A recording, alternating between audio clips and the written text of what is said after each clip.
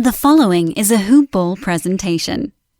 HoopBallers! Welcome back to another episode of Today in Sports Betting. I am your host, Devin Ellington, DALE007 on Twitter. You can find this fabulous podcast over at hoop-ball.com because, hey, we're a presentation of said website and entity. Go check them out. Go to HoopBall Tweets on Twitter. Go ahead and give us a follow there.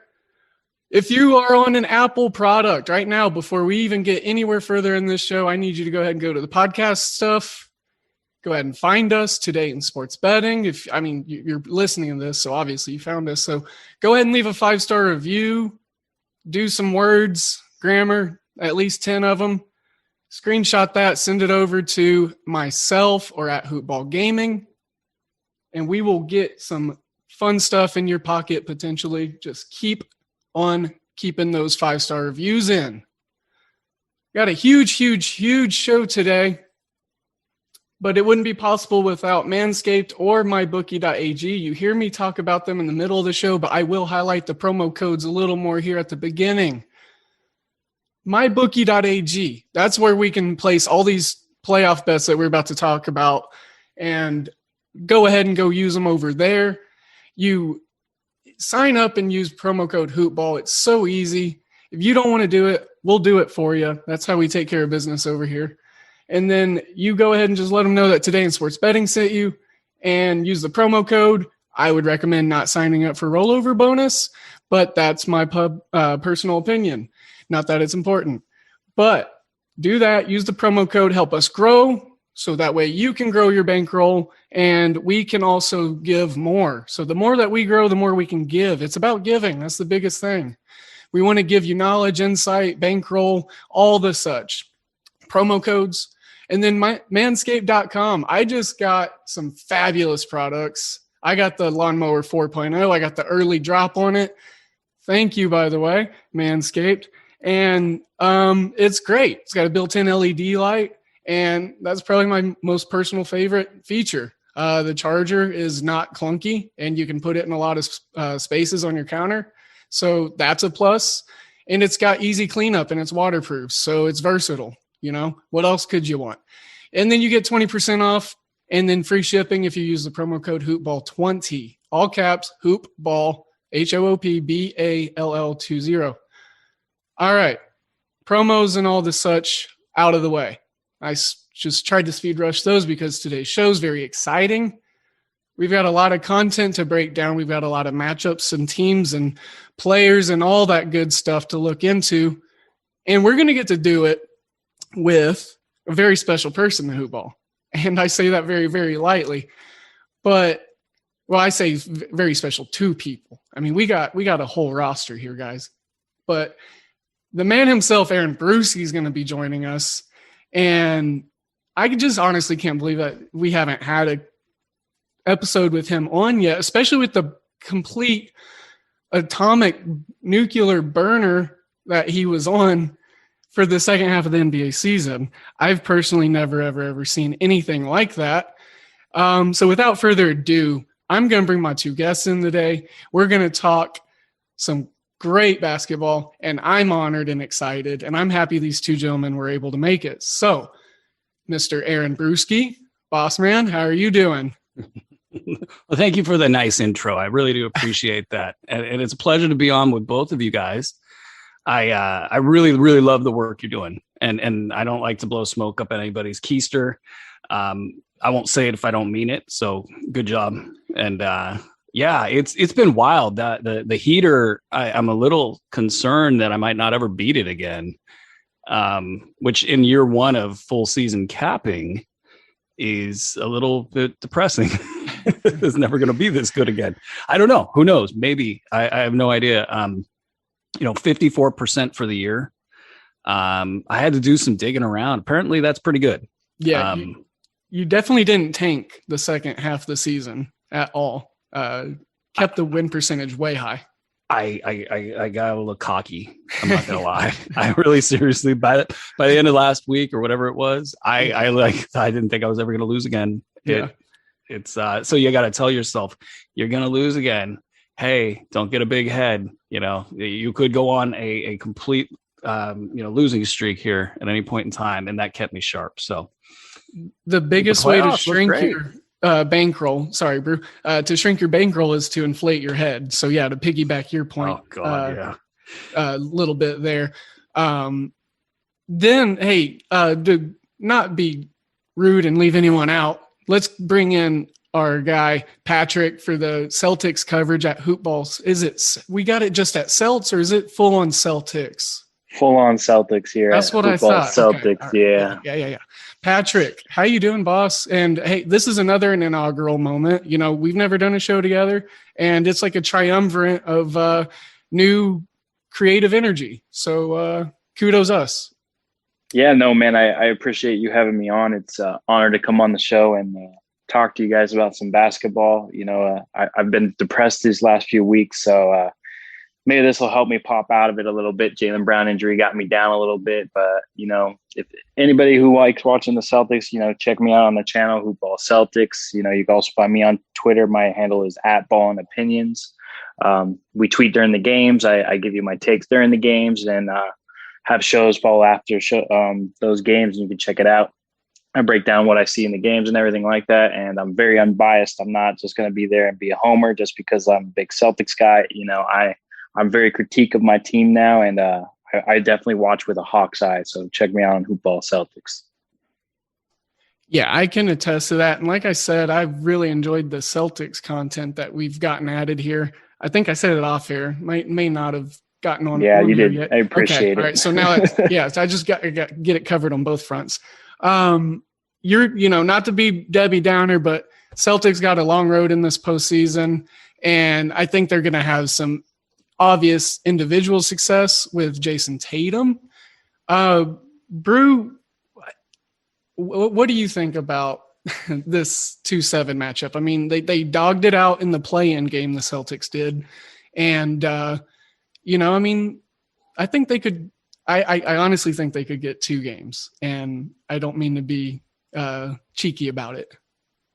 Yeah, what's interesting is so once Jaylen Brown was ruled out, the top 2 team, or probably the number 2 and 3 teams, Milwaukee and Brooklyn, they really played with an intention to get the Celtics at 7 or whoever would be there, because the fall off was real. And so that tells me a little bit about what the league thinks, or what at least those 2 teams thought about the Celtics minus Jaylen Brown.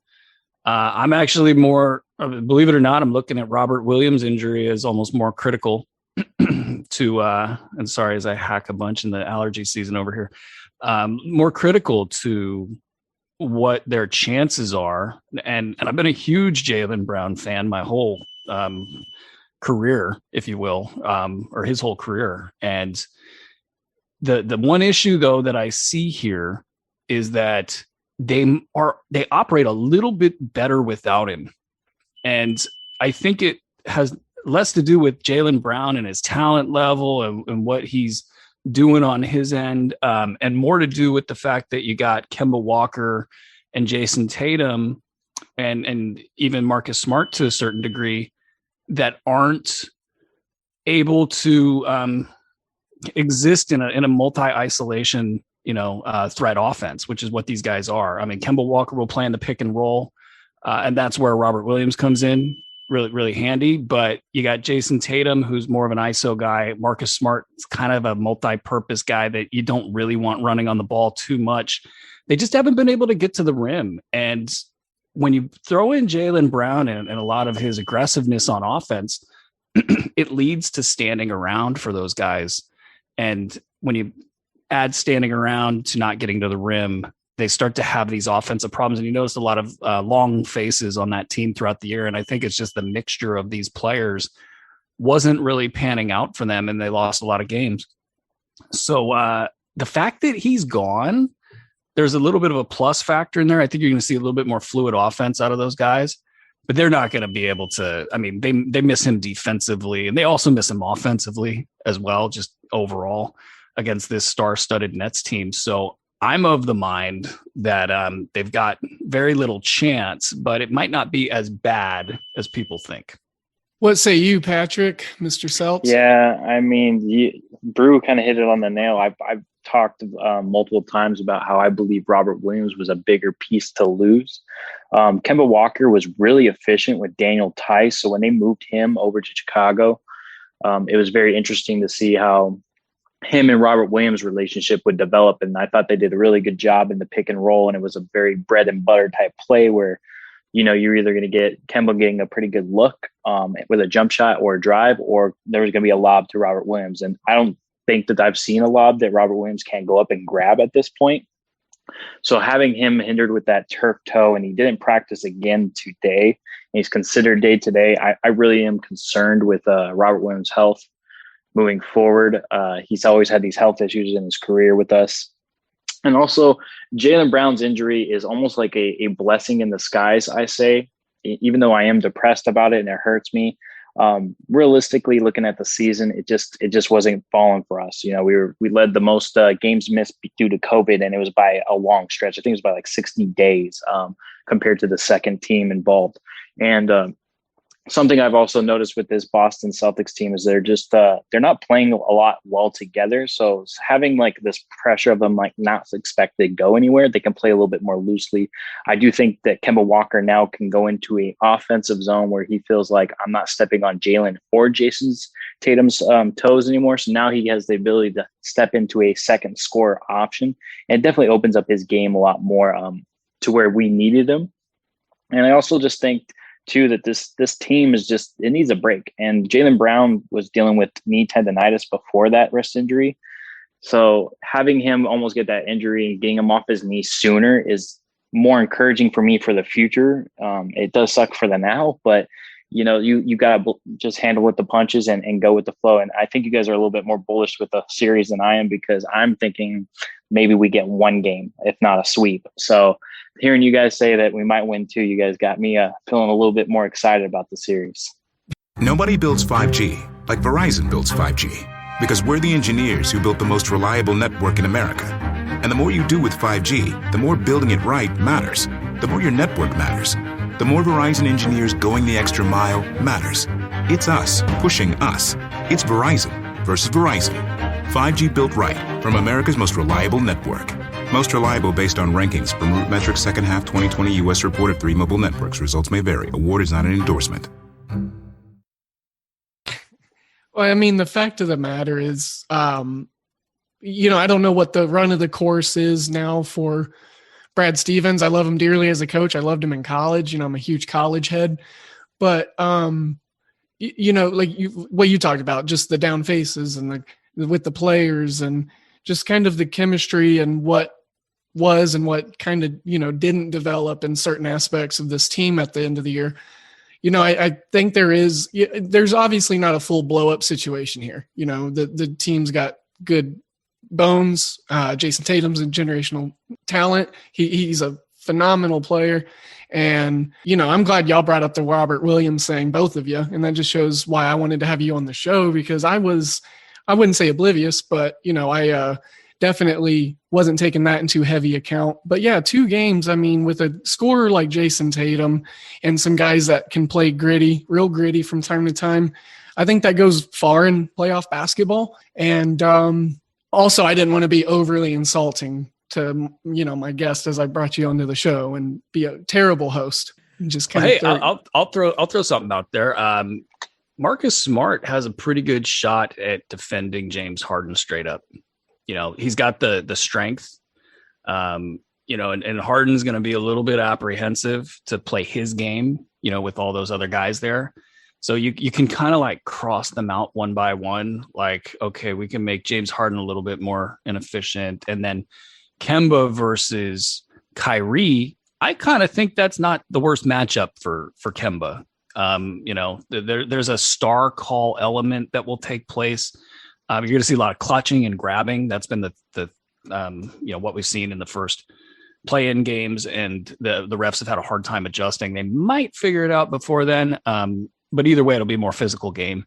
You just look at Kevin Durant and, Jason Tatum, you correct me if I'm wrong, Patrick, did he really grow to 6'10"? Because that's just kind of like a rumor that really never got officially ruled. I don't have a measuring tape. I haven't seen him in person, but if I ever get that chance, you bet I'll measure him out for us so we can get some clarity there. But no, I definitely agree with you. Like the matchup wise, I'm also really interested to see like if Brad decides to throw Romeo Langford on Kyrie Irving, because I do like that matchup for Romeo to get some defensive experience against a guard like Kyrie's level, and just utilize his length. Try to put some length on Kyrie, because Kyrie's so fast and everything. You're going to need some length to make up for that speed. And I think Romeo Langford's a good piece to throw at Kyrie Irving at times. We go learn on the job. Yeah. Can bring your hard hat. Like we talked about dogs in this series, in the competitiveness, Kimba, that's a great point out by you, Aaron. So the Eastern Conference, and hey, Brooklyn don't play much defense. I'll just point that out. I don't know if,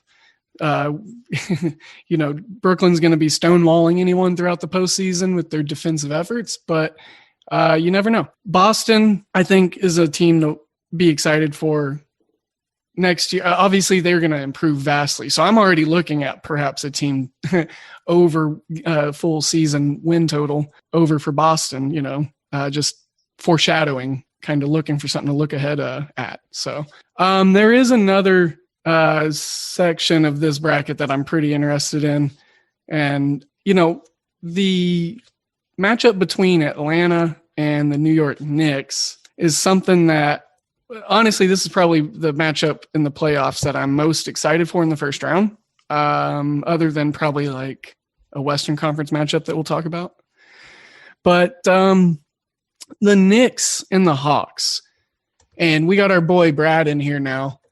And Brad, he covers the Hawks for us here at HoopBall, and him and I did a show before the season started, and we talked very highly of these Hawks. And I, mentioned how I was excited where this team could possibly end up. And I think, Brad, if I'm not mistaken, I'm trying to remember that episode, but I think we both agreed that they'd probably fall in the 4 or 5 seed area top side. They had that potential.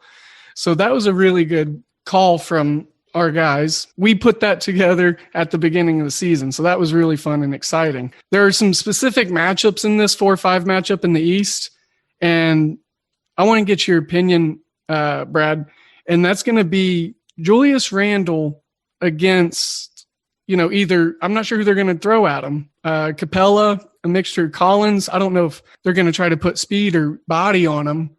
But how do you think that your Atlanta Hawks are going to handle Mr. Randle in the court? Well, Devin, that's the question down here in Atlanta is who are they going to put on Julius Randle? It's no secret that Julius Randle tore up the Hawks the entire series this year, which led him to have some very, very confident comment on a podcast when they talked about the impending matchup between the Knicks and the Hawks. And Julius Randle responded, that'd be nice. It'd be nice. They're a team we've beaten every time this year, but they're also a team that's really good, and so we can't take them for granted. So that backhanded compliment is warranted because we've had no answer for them. So I think the best approach for the Hawks is just to throw as many bodies at him as possible. If DeAndre Hunter is ready to roll, you throw DeAndre Hunter at him, who's physical and has some size there. You throw Capella on there, who's known as a good defensive player. But as far as obviously the lateral quickness of Julius Randle, that is a mismatch. So you have to throw John Collins. Onyeka Okongwu is going to be thrown into the fire pretty early in his NBA tenure. So I think the key is just to throw a lot of bodies at him. Try not to. It's really hard to guard Julius Randle one-on-one. So they're going to have to try to avoid double teaming because he's really effective when the double team comes. He's able to pass out of the double team and find an open shooter and quickly in Bullock, in Barrett. So the key is going to be basically all the bigs for Atlanta to be ready for Julius Randle, who definitely has a lot to be confident about, and this Knicks team has a lot to be confident about. But I guess we'll talk a little bit more about why I think the Hawks will pull off the upset. Yeah. Well, great points made by you, and all stuff that I was honestly hoping to get more chatter about. And Okongwu, that's a great toss out there by you. A lot of folks probably, casual NBA fans, not too familiar with that name, but he is a pretty good young defensive player for the Hawks there. Hunter's health is huge, obviously, like you said. And it's great to have, some faith in these Hawks. We talked highly on them, like I already mentioned at the beginning of the year. And I'm glad you pointed out Randall's passing, because it was something that stuck out in fantasy basketball a ton this year. And he was just a great big that could get you assist numbers also. And he's passing out to these guards. And I'll segue here to the guards being the X factor. Guards equal X factor is what I got wrote in my notes for this series. And that is, well, A, Trae Young's a guard, but B, what guards around him are going to step up and help him. But then also you've got the huge just veil of, in and out, just who's going to be doing what for the Knicks at the guard spot. That seems to be ever changing. Is Derrick Rose going to have some postseason success? I mean, there's some really exciting points in this game, but boss man, I got to go and say that I've got the Knicks in 6, and I hate to say that. If you're asking me a question, are you referring to me? Because shoot, yeah, I guess you are the boss. So technically, I am. Yeah, my ears perked up. I was like, this is my time. I need to stop being so Oklahoman, because it's like I call everyone boss, and I do like the air pistol. Like, hey boss, how you doing? And I got and I got this big mustache now, so it's like it's a whole personality. So. Open forum, guys. Well, here's the crazy thing is we're going to talk about the Knicks like they're really good. And that's just wild, right? Tom Thibodeau comes on board, and then they become a Tom Thibodeau team. They're tough, and they're going to, Atlanta, if no matter what happens, they're going to feel like they played a football game after this. I'm most interested to see how they officiate Trae Young, because we've seen it all year. If he's getting in the line 15 times, that means defenses do not know what to do with him. He's making them, they're putting him on ice skates because they just have no options. And what we've seen so far with the officiating in the playoffs is they're letting a ton of stuff go. I don't know if they'll give him the stop-start stuff. That's probably my biggest question. And then everything sort of feathers out from there. If he's getting that, then I think that the Hawks have a great shot. If he's not getting that, you're going to look down the roster and see who else can contribute. Capella's had a great season. John Collins has been completely underrated, I think, offensively, even defensively a little bit. I don't know if he can cover Julius Randle. There's so much strength there that, he's really light in the pants, to use the old Bob Rathbun line right there. And then you got DeAndre Hunter. We just don't know what he's going to be. And I wonder if I'm picking between him and Okongwu, which one would I want to roll with? Hunter's got experience. He's proven himself throughout the year. Okongwu, putting him up on Julius Randle in a playoff setting, that's asking a ton of him. So once you get done looking at all that stuff, I'm looking at also the Knicks backcourt and thinking, Derrick Rose got a ton of experience. Alec Burks got a ton of experience. Both these guys are gonna leave a mark, I think, in this series. So then basically who else in the Hawks is going to contribute is what I'm thinking. And Bogdanovich is probably the X factor for me. And having watched him for so long in Sacramento, he has trouble with separation. So if the defense is allowed to clutch and grab a little bit more, I think he might have a hard time giving them the offense that they need. So and then his ability to defend is sort of in question. So I'm looking in that Bogdanovich, Derrick Rose, Alec Burks area for X factors, but the coverage on Randall is probably the most important thing. So DeAndre Hunter being available is a pretty big deal. I got the Knicks in the end, but it is going to be a classic 4-5 series. It's going to be real fun to watch. Yeah, I'm right there with you, Aaron, Bruski. I mean, you got to think about this Knicks team, man. Is you look at Tom Thibodeau and he's doing Tom Thibodeau things. He brings in a bunch of veterans that he knows who like to play defense, play hard, and play aggressive. And I think in the playoffs, the defense it matters so much more, especially in a matchup where it's like, the stars are pretty much even. You got Julius Randle and Trae Young, and then it's almost like you could pick at who you think is the next best player in the series. Some might say John Collins, some might just say another player on the Knicks. But the thing is, I just trust defense in this matchup more than anything else. I think the Knicks play defense at a very high level, and I think that's going to get them to win the series. I also think that there's no answer for Julius Randle on the Hawks. There isn't a guy on there that can limit him, because you throw a big body on him, all right, he's going to step out and shoot. Like, maybe you want him to settle more, and that's the thing, but then he also can pass. So it's like you're opening the floor up for him, and then you're pulling that big out, and it leaves you gapped in there. And it's like, I think the big X factor for the Knicks too is RJ Barrett. We didn't mention RJ Barrett, and I think RJ Barrett has really played well in the second half of the season and is starting to show some promise in his development.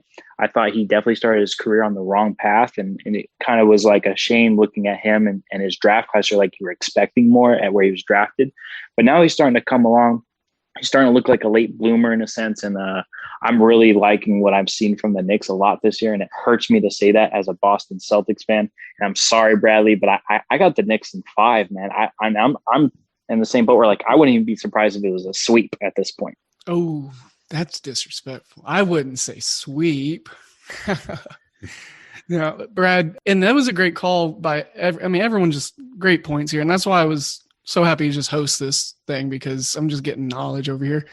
Give us an X factor. Are these veterans do you think that, Gallo's going to be able to help out, because I think this has potential, because I think the teams are super evenly matched up to be a 6 or 7 game series easily, even though I said Knicks. I said Knicks in 6, but I think 7 games is very possible in this, and I would be excited if that was the case. I think 7 games is a possibility as well. For the real matchup, in my opinion, that is going to be really crucial.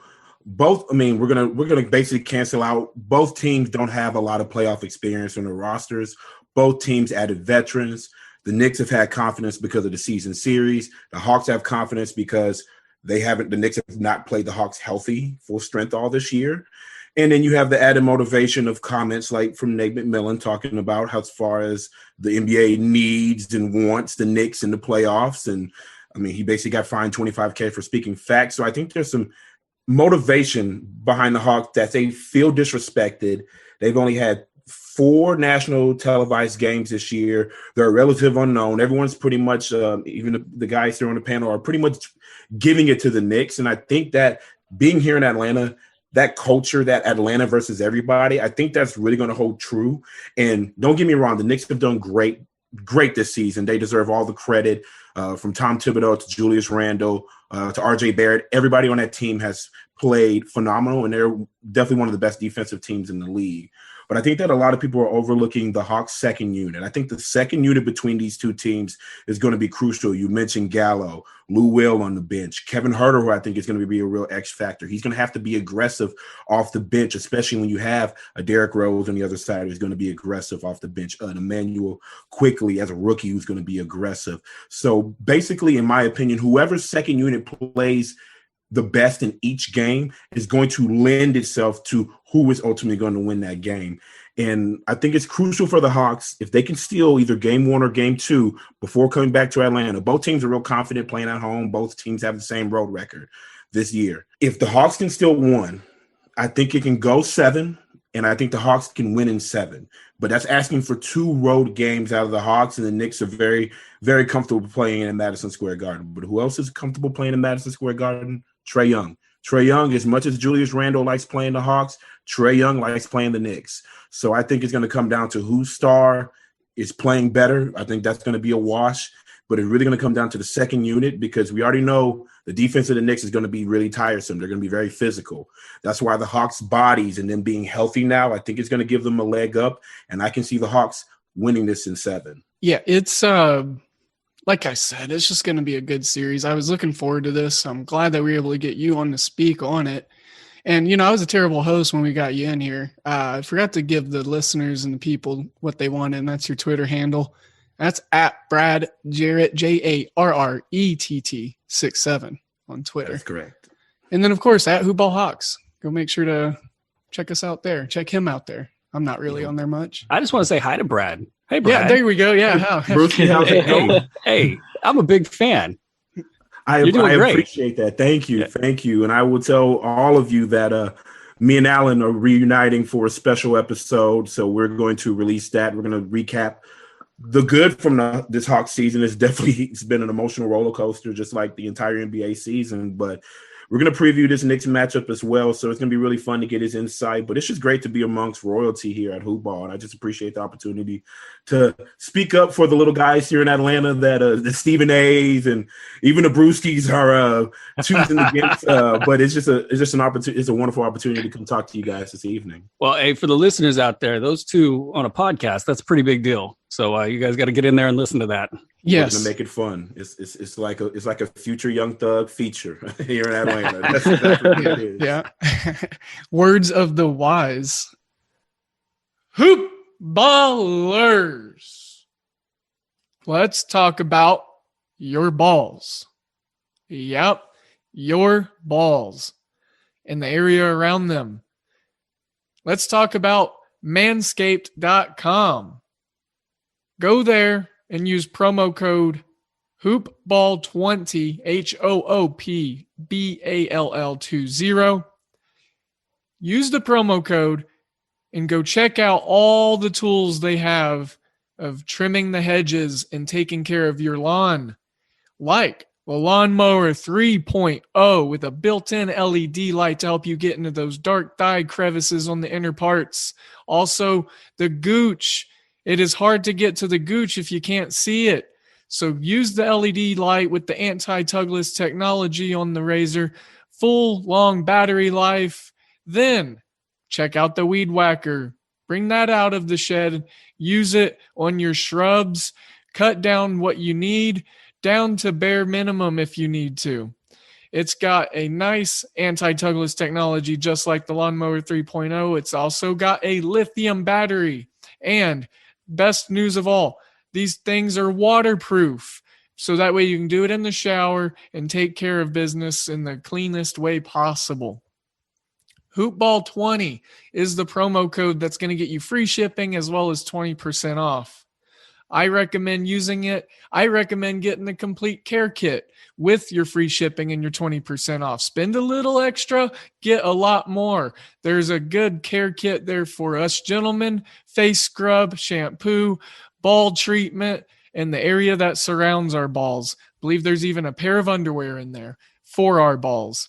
So yeah, that's going to conclude the talk about our balls. Now let's talk about bets.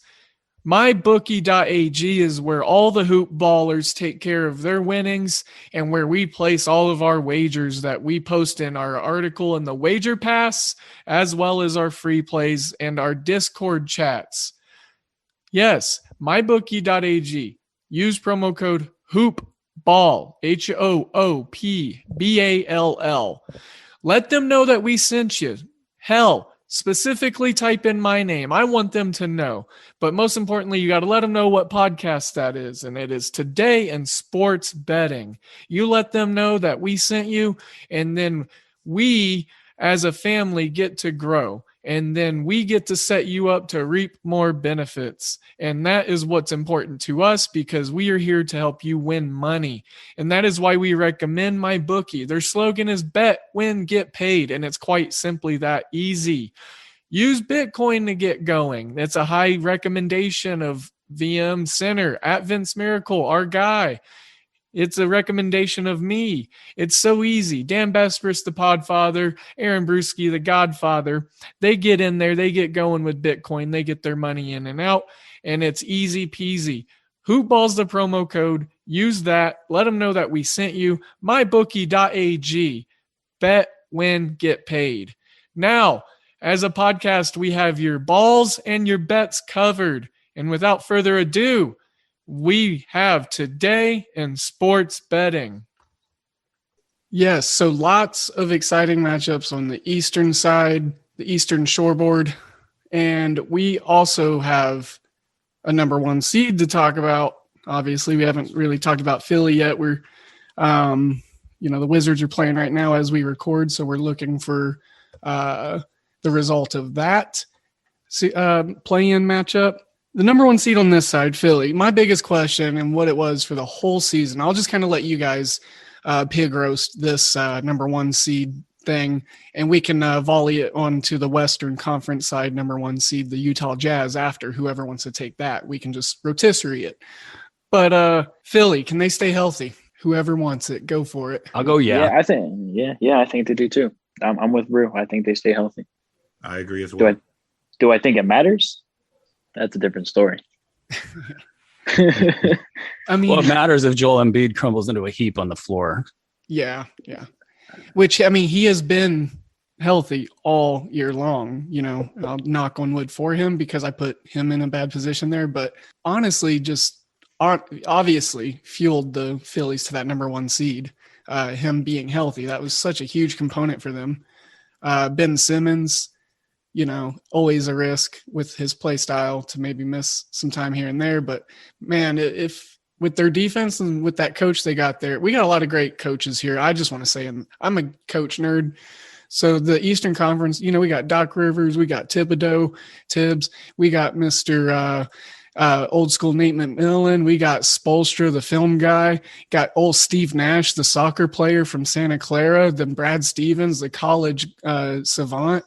Man, and then not to mention got Mr. Budenholzer at the 3 seed. So some great coaches here in the playoffs on the Eastern Conference. So random tangent from me for y'all. Well, I mean, that kind of builds off a point I've been making online is there are so many teams you don't want to face in these playoffs. And I counted, I want to say like 6-7 teams that actually have a shot, unless we want to play that the Lakers are going to just sort of reinvigorate themselves and be head over or just so much better than everybody else.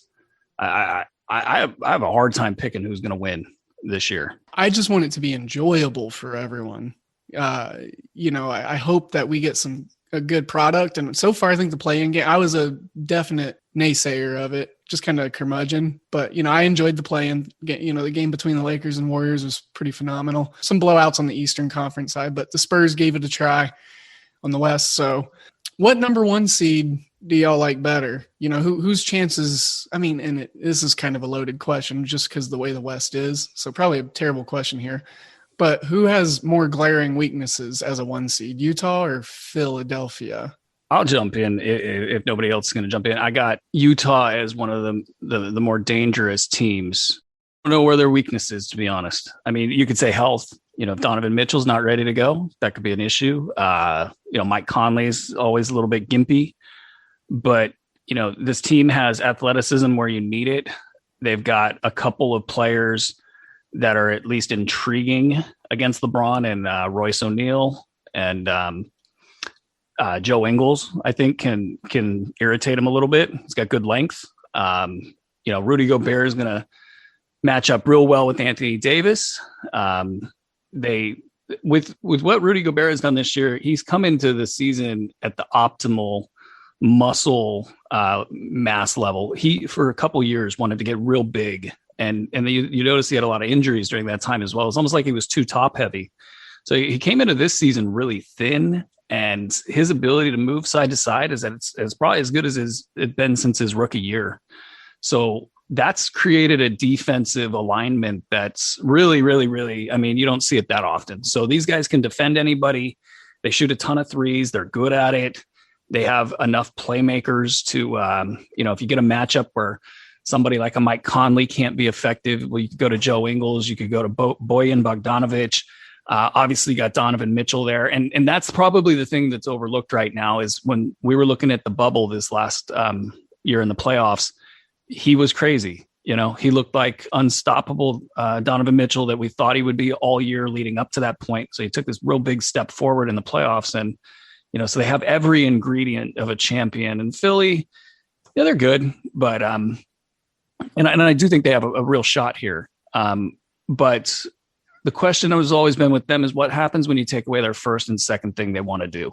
Are they going to be able to respond? And can Doc Rivers guide them? He's had some playoff issues in the past. Really good playoff coach from the perspective of keeping his guys where they need to be. But, in terms of adjustments and things like that, there's been a couple examples in his playoff career where he hasn't been able to get that done. So you have a little tiny question mark there with him. But Utah, give me Utah all day. I'm also on the Utah train, and it's mainly for the reason of Mike Conley being the guy that they wanted when they traded for him, right? So last year he had that really off year, had a really hard adjustment time. Everyone thought, oh, maybe he's done, he's fried, and I thought he had a really good resurgent year this season, and I thought he's looked a lot better. And then they also have a really good bench. They're one of the deepest teams, I think, in the playoffs. I think they're very dangerous. They're good defensively. They're good at shooting. They're good on fast breaks. Like, however you want it. Like, if you make mistakes against Utah Jazz, they're making you pay, regardless. Now, in Philly area, and maybe it's just me being a Boston Celtics person, like, that's who I wish we were facing first round. And if we had Jaylen Brown, I'd be full-blown confident we're winning that series, even as an 8 seed going against a 1 seed. That's how unconfident I am in Philly, and just seeing how, like, you can make – as soon as you turn Joel Embiid into a shooter and get him out of that post a little bit, and try to get him to start selling for 3-pointers. That's the name of the game. You get him to start selling for jumpers, and it's what else can the Sixers do? Ben Simmons isn't spacing the floor much, and you just got to depend on Tobias Harris to kind of step up and be that third best player on that team. And at that time, it's like I'm not sure. And then the fourth best player, who's the fourth best player? It's arguably, it's not great once you get past those 3, and they're pretty top heavy at that 1-2, and I'm just not confident in that. My decision will not be because of the last 2 matchups for the Hawks against Philadelphia 76ers, but I'm going to agree with you guys with the Utah Jazz as well. I just think that the continuity that the Utah Jazz has developed, being a team that's pretty much been together for the last few years with under the same coach, so having that unified voice and unified presence in the locker room, I think it's really going to give them a leg up versus Philadelphia. They have an assortment of pieces that they put together, and they've done a wonderful job this year, as y'all both have alluded to, Embiid being healthy, Simmons being a DPOI candidate as well, obviously on the other side, talking about Rudy Gobert. But I think just the continuity itself with the Utah Jazz, and watching the Hawks bait both of these teams, the worst 2 losses, in my opinion, as far as just getting just absolutely dominated this year. I'm not going to say Philadelphia, even though those games were blowouts because the Hawks weren't full strength. But the games against Utah, I was very impressed with their 3-point shooting, with their depth, with how they play on defense. They can throw a lot of bodies at different players. They can run different defensive sets. So they're very versatile on both sides of the court.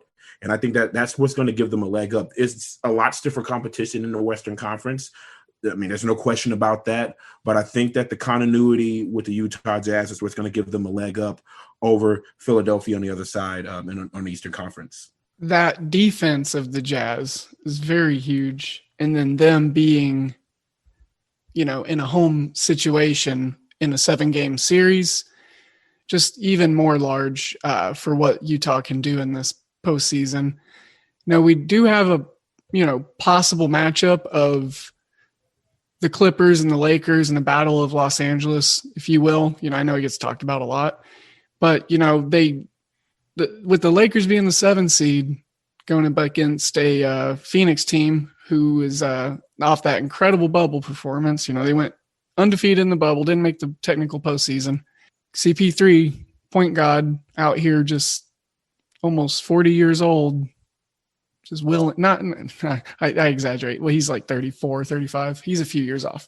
But anyways, this Phoenix Lakers series, I'm looking forward to the fact that we got LeBron and we got CP3, some of the world-class guys in this league right now, just kind of the veteran gold standard, if you want to say. And then AD, I just think AD is going to have a lot of success, and maybe someone in this chat disagrees with me, but he's getting healthy, and I honestly would love to see this to be a 7-game series. So I'm going to say Lakers in 7 because I'm selfish and want to see that.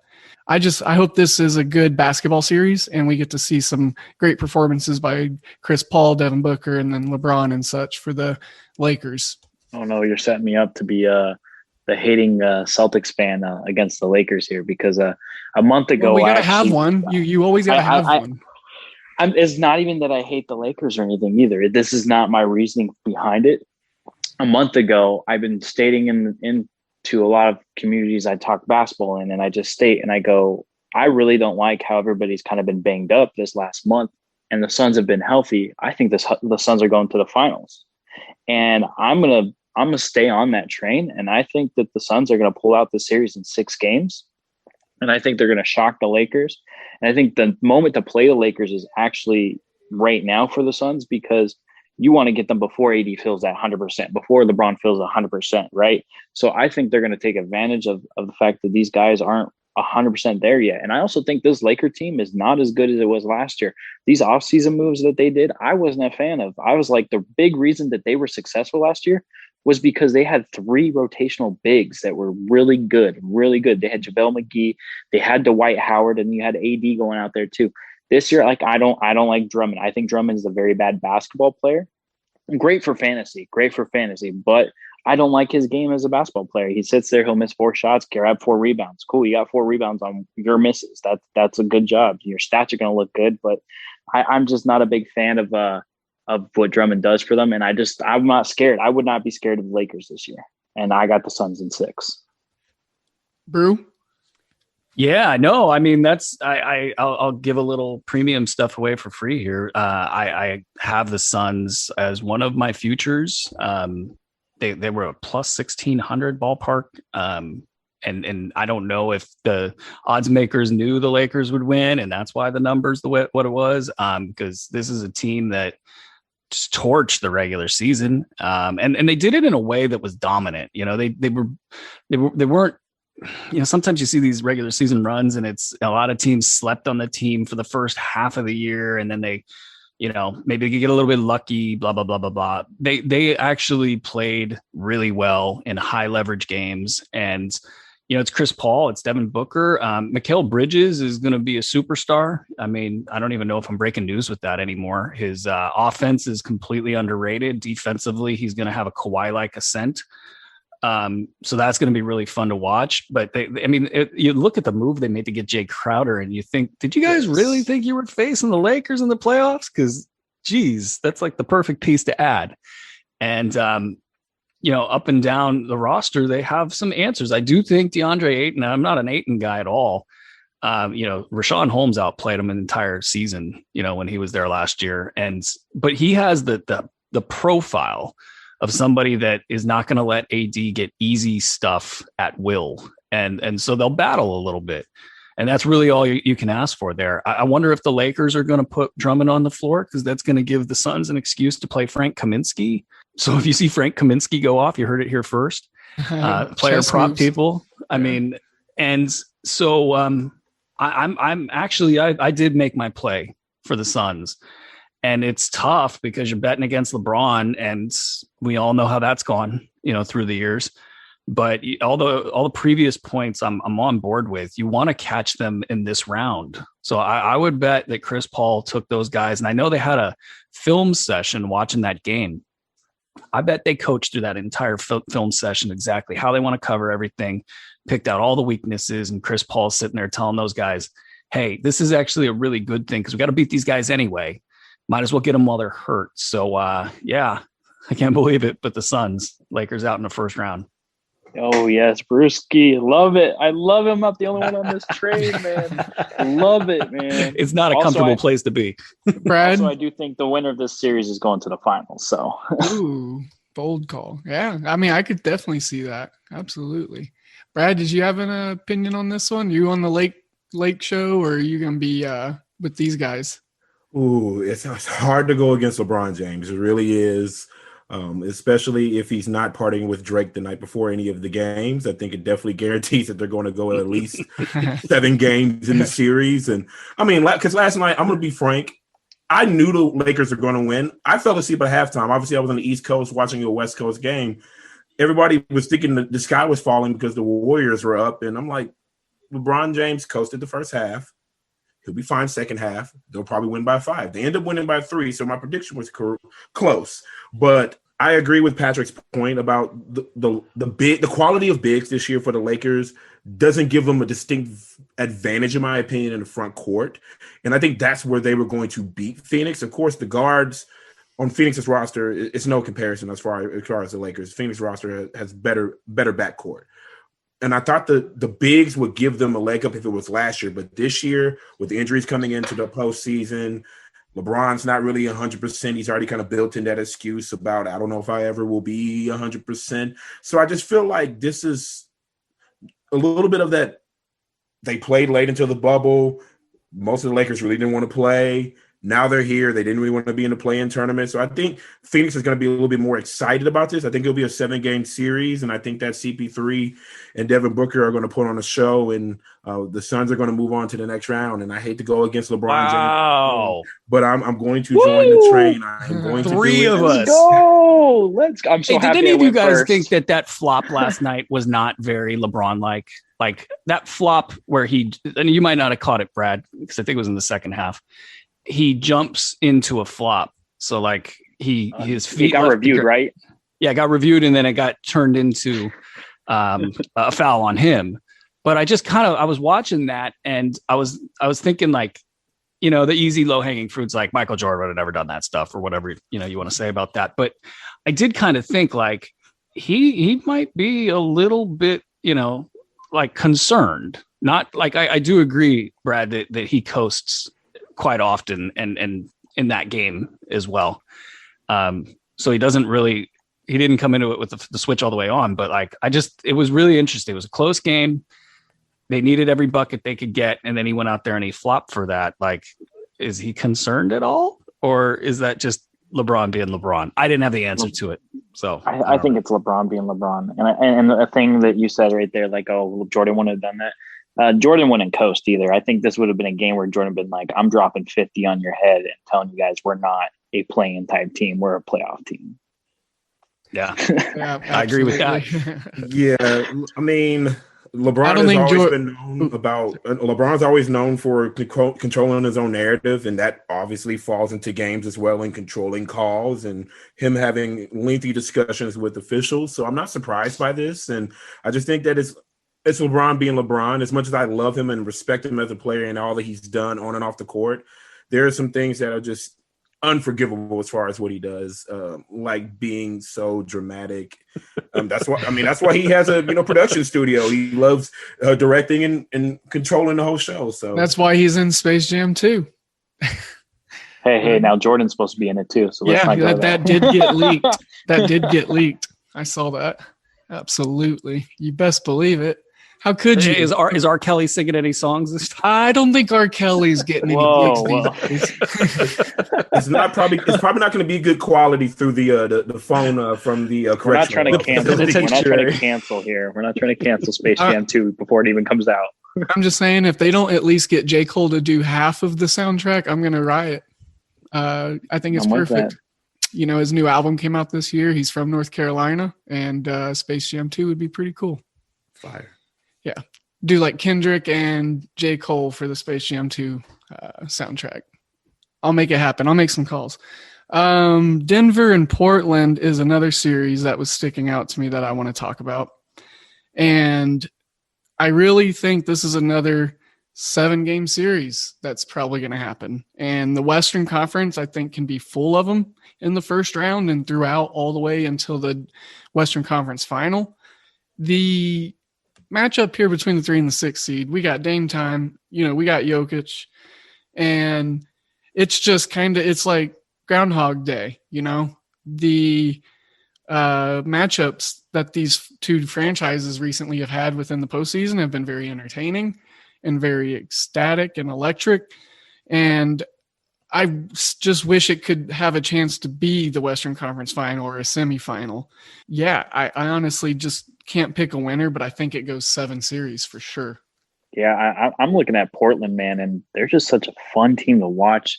Their bigs are getting healthy now. Nurkic is coming back. I think that's going to be a big key. I watched Jokic drop 50 points on the Celtics earlier this season, and the Celtics were still able to win that game. So just having Jokic is not going to be enough. It really isn't. And this Denver team is going to miss Jamal Murray, and I think the guard power for Portland. I thought that was a good trade to go get Norman Powell. I know he's been slumping a little bit lately as far as production goes, but I think he'll be a good key piece in this series. I also think that CJ McCollum's had probably one of his best years. I looked up his stats actually earlier, and he was having the best year as far as points per game wise, and he came back from an injury. So some of those probably should have been higher than what it actually is. So seeing how Portland's been playing and how hungry they are, and Dame's going to win you at least one game just off his star power alone. Is I'm going Portland in 6 or 7, and I'm pretty confident with it. I could dig it. Underdog. I always like those. Brad, Brew, anyone who? I tend to agree with Patrick. I think that Portland's going to win this series. I agree with him. The loss of Jamal Murray was a huge blow for the Denver Nuggets this year, and as much as going to be a lot of pressure on Jokic's shoulders, there's going to be a lot of pressure on Michael Porter Jr.'s shoulders. I mean, he's still young. Will this be his coming out party? I mean, there's not really anybody on that Portland team that can really match up with him, but they don't have really anybody that can truly match up with Dame Dollar and CJ McCollum. They have Melo off the bench, and you mentioned Norman Powell in a slump, obviously trying to figure out obviously his footing in Portland after being traded from Tampa this year. Norman Powell is the type of guy who we've seen in games that can take over in stretches, whether off the bench or just being, that third, fourth scorer, especially on this Portland team you could have a game dedicated to, wow, that could be the Norman Powell game. And they have several players on that team in Portland that can have their respective moment in the sun, more so than Denver, even though they've been deep in the playoffs the last few years. So I'm going to go with the upset as well with Portland over Denver. Man, I have no idea with this series. No joke. It's the one thing I'm wondering about is will Dame start launching from 35 feet? And then what will the coverage be if so? Because they'll either try to bring Jokic into that action, and Jokic at, above the free throw line is pretty much a made bucket if he gets caught in a switch. So how are they going to handle that is one question. But like Tim Connolly, the president of basketball operations over there, he was talking some trash. He called Jokic the best player in the NBA. And I don't think it's that yet, but it is really, he's in that discussion. And so if at all Portland doesn't execute, you're going to have a guy on the other side that's going to control the ball game. There is a lot of, I don't know if it's bad blood, but there's history with him in Nurk. Enes Kanter is a really good body type to defend him. So I guess if I had to pick, I would take Portland. And then Will Barton coming back, I think is maybe the X factor. I'm not a huge Will Barton guy anymore. Michael Malone is a huge Will Barton guy, and Will Barton can at times bring something to the table that makes Denver a little bit special if he's not kind of being Will Barton out there. He's just like flying around all over the place with ball offensively. He'll do 2 good things and 3 bad things. It's just like, wow, that was a real Will Barton moment there. But they're short right now. And Campazzo is not going to get it done. Monty Morris coming back for them is low-key good. But yeah, no, Dame, I think too much Dame in this one. So we'll go Portland. I have a quick question, guys. Yeah, I have a quick question. How many times have these two teams played each other the last 3 years? It's probably an astronomical number that has probably has at least some record or historical significance. It seems like they can't get away from each other, whether it's obviously being in the same division in the regular season and then playoffs. But I think it's just going to just add more fuel to the fire. And I'm like TL said, I'm going to get my popcorn ready. It's going to be a show. I think as far as historical measure, didn't they have that wild, I think it was like 4 or 5 overtime game I think that was a couple years ago. When Jokic lost like 15 pounds in one game. Yes. I think that's how he got in shape for this season. Yeah. Yes. He cut it all right there. That was I remember watching that game specifically. I think it became the longest postseason game. Fact check me on that, but I think I remember that happening. So anyways, the other main matchup, I say other main. That was 4 overtimes in 2019. The And it was 2018-19 game 7. season. It was a game 7 also. That was really the moment that both of those teams sort of And- upped their level and became legitimate playoff contenders Absolutely. that you would be afraid of, you know? Mhm. They both transcended right there a lot, you know. They had a lot of, like you say, Brew, high leverage moments in that playoff series. And I believe it was to go to the Western Conference Finals. Yeah, it was in the semis. I'm looking at it right now, and at game 7 was a 4-point game, 100-96. Just after that all was of game those 6, quarters. then. Okay. Oh my gosh. Yeah, Oof. they both ran out of gas and it was sort of limped to the finish line, but Denver pulled it out, Yep. And then lost to the Lakers. and I that think. brought us to this point. Yeah. You know, There we where- go.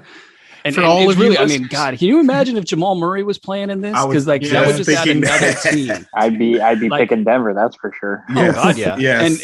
But it's just there's so many good teams that have a shot at this thing, and like I don't kind of want to rule out Denver, but I will at this point in time with no Jamal. But I mean, really good time for NBA basketball. Well, we're going to give it the old ShamWowie curse and the sweeperoo here. Portland from all sides here. I think ultimately Portland does win too. So 6 versus 3, you know, it's just like college basketball. We got to have an upset in this bracket somewhere. You know, we didn't even talk about the 6th seed on the east side, but does Miami do it again? But to stick with the West, the Clips and the Mavericks, you know, I'll just get it out of the way. I'm a Mavericks fan, so I'm going to have a certain colored lens, and I try not to when I handicap.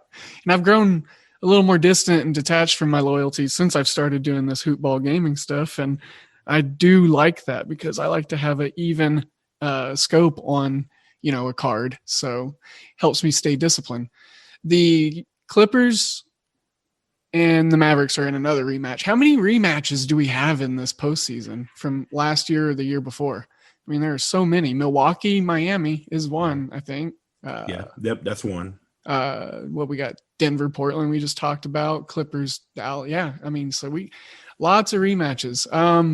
This one, though, honestly, I just don't see it with this Mavericks team. I haven't all year. I've not at one point been really excited about this team.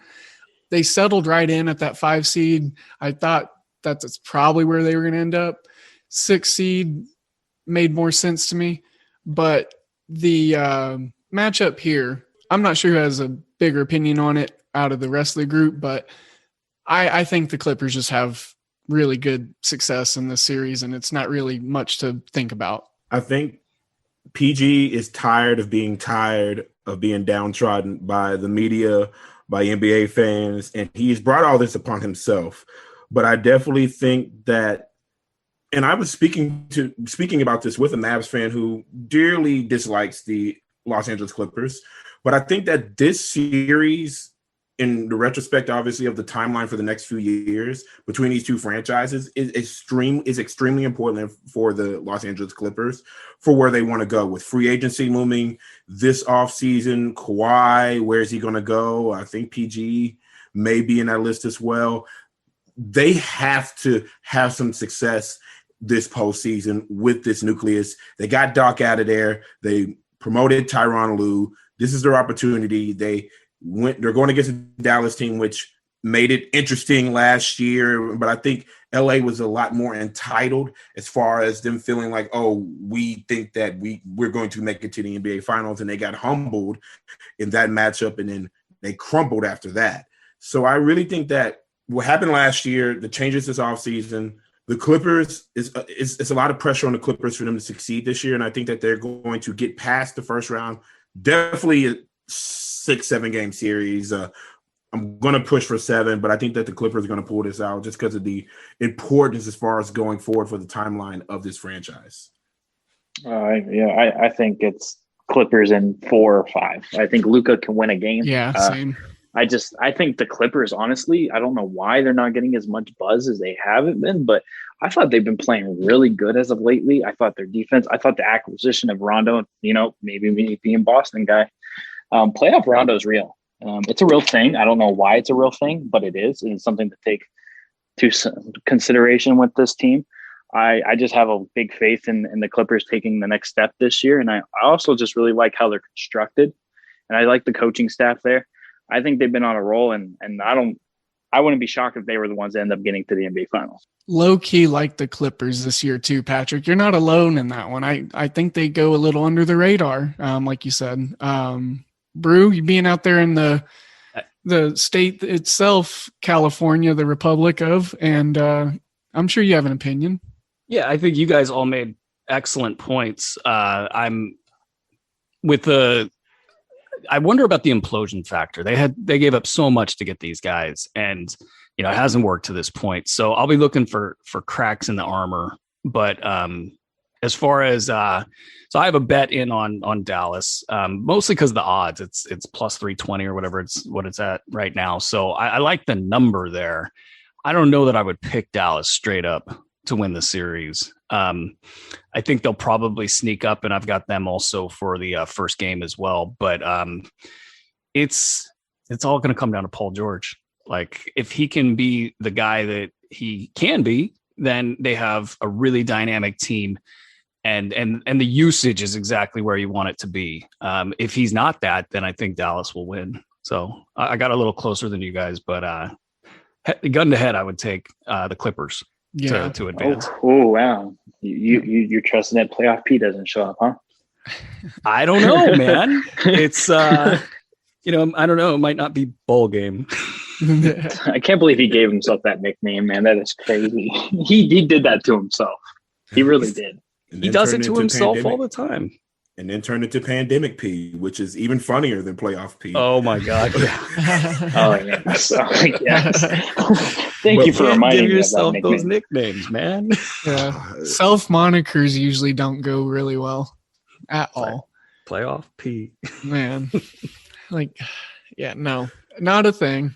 Playoff Rondo though. You did give a shout out to that, Patrick, and that is definitely real. It's a real thing. You can ask any Laker fan if it's a real thing, because it is. I don't think the Lakers last year win the championship without Rajon Rondo on the roster. Yes. I've been against playoff Rondo, but then he went to LA, and it was the perfect scenario for him because he couldn't tell those guys what to do, and he even tried to tell them what to do, and he'd go try to take the ball out, and they would look at him and pass the ball to LeBron and be like, "What are you doing, man?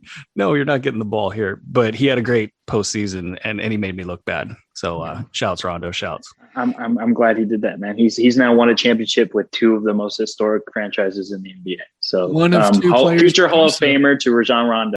Absolutely, and he's one of two players to complete that feat. So very, very cool thing. Western Conference is going to be, it's going to be the Wild West. That's just what it is. The East is going to be free and easy. I just think there's going to be so much chaos within this postseason, and trying to pinpoint exactly who's coming out of what side. This could be where both number one. I don't know. I'm not going to say that because I just can't see Philly making it. This is going to be the playoff basketball that we have to enjoy and just kind of take in, because we got some really great matchups, and we got some really great potential matchups, and some really great players sprinkled throughout this whole thing. So if you're a basketball amen fan, to that. I mean, it's going to be literally like we cannot project the second round. Yeah. Like there's just, I mean, it could go any which direction. Yeah. I also say though, like we always seem to do this as basketball fans. We look at the postseason, we're like, oh, this could happen. This could happen. And ends up being the teams that were projected to go to the finals like months ago. It's like people were like, oh, this team might have a chance. And it's like, well, it's, Lakers. And to build off your point, that's the way that it goes. Or actually, I'm gonna take it into a betting direction here for a second. Yeah, we could exactly see that. We could see the Lakers and the Nets, and the Nets really. I mean, we haven't seen a team like that in really ever. That the talent on that team is really just unheard of. And if any of the guys, like Blake Griffin, if he can be anything at all, you're really looking at a team, man. Joe Harris, they got him to dunk. They got him to dunk, guys. They did. And, there's parts of his game that look a little bit better, but I'm not buying that yet. But at the same time, from a betting perspective, I think this is a great season or playoff season to take a lot of underdogs and fade the favorites. But, we'll see if they can pull it off. I will sign up for that narrative very quickly. Second it, in fact. Well, guys, I would love to just continue to break this down further and further and further and just create an even bigger mega show, but we can't. This is unfortunately, all of us are adults and we got other things to do. But I was super glad that we were able to get everybody together for this and dig into these playoff matchups. And if we'll just kind of send it around and before I wrap this up, but reiterate, who everyone is. Obviously we got Aaron Bruski that was chatting with us today, creator of this whole thing of HoopBall, hoop-ball.com. And we got our Boston Celtics and our Atlanta Hawks coverage guys, Patrick. And man, I know it looks simple. Lounsbury, right? Yeah, it's Lounsbury. Yeah, I say stuff funny because I live out in the middle of America, and I get self confident. If you run into another one, man, let me know. I haven't ran into one that's not a family member yet. So, and then Brad, I gave his handle out earlier, but if you need any Hawks coverage, he is your guy. If you're in the Georgia area, definitely shout him out. Brad Jarrett with 2 R's and 2 T's, 67 with the @ sign in front of that on Twitter. Well, Hoop Ballers, that was that episode. I was joined by those 3 musketeers of Patrick, Brad, and Aaron. What a wonderful show it was. I hope you all enjoyed it.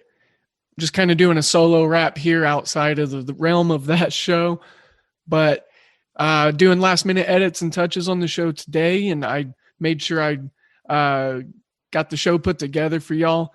But I wanted to point out that, we now have a locked in postseason bracket for basketball. We've got tons of playoff hockey happening right now, as well as baseball. We have got some really great things going. College baseball is about to have their tournament. Might get some low-key coverage of that. I know we haven't talked it all year at all, but it's something that I do very much so keep an eye on and that I do like. And I honestly just it's a tough thing to handicap because there's not a lot of exposure on the sport itself, and it's so vast and abundant. And it's very fun to watch once we get into the tournament side of things. Conference tournaments going on right now. So if we can't have some fun handicapping some college baseball, then I don't know who can. So once again, all those gentlemen that joined me today on the show, of course, at Aaron Bruski with the blue check mark, the godfather of the whole entity of it all himself. And then we've got at Basketball Opinions, Mr. Patrick Lounsbury, our guy. And then we got Brad Jarrett with 2 R's and 2 T's, 67. At Brad Jarrett, 67 for Brad Harden, our wonderful Atlanta Hawks guy. I had a lot of fun with that show. Made sure I just wanted to, like I said, spread those positive vibes and positive energies that I always talk about at the end of the show. I want to get a true Today in Sports Betting outro in, and I just hear that smooth jazz that we use and that jazz hip hop, whatever you want to call it. It's one of my more favorite things, and so I just wanted to relish it a little bit. So this last little recording snippet was a little selfish, I guess we could say, but I just enjoy doing it for y'all, and that's the thing. So without further ado, sending you all of my good vibes and sending you all of my good energies.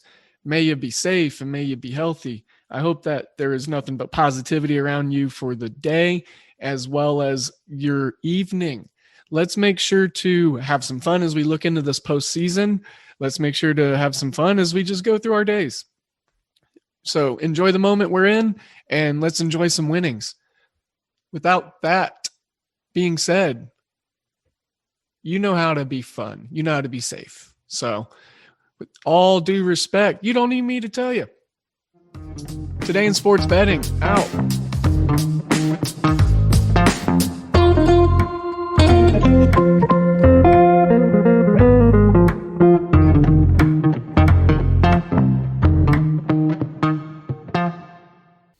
This has been a HoopBall presentation.